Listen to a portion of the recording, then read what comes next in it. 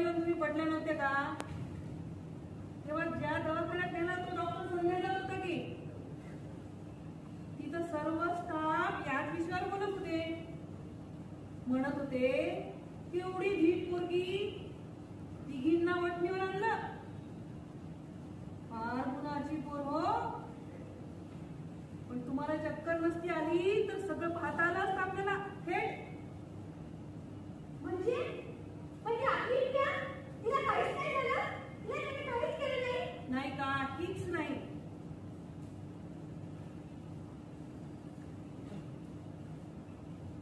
ती या कोट्यात होती.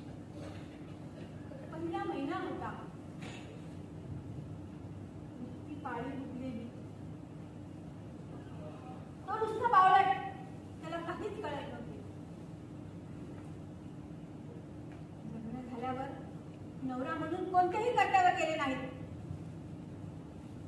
सासूच्या ताटाखालचं मांजर होऊन जगत होता.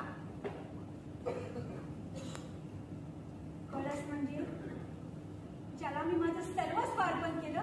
महादेवानं सगळं नीट केलं. तुझंही आणि माझंही. आता बसून बोलू आपण.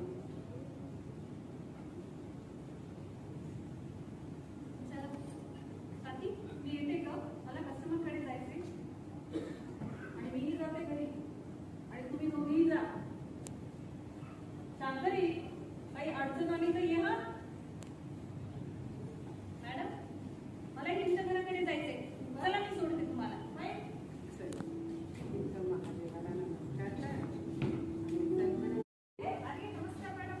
ह्या माझ्या मैत्रीण स्वाती जागीरदार. ही आमची आई. नमस्कार. शांतरी ह्या महादेवाचे दर्शन घेऊन मला तोंड पाहायचं नाही कुणाचं. नको नको त्यांची तोंड पाहावी लागत आहे.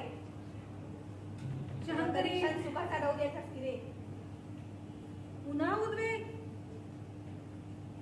अगं ह्या मोतीरामच्या आई आहेत, या त्यांचा काय दोष?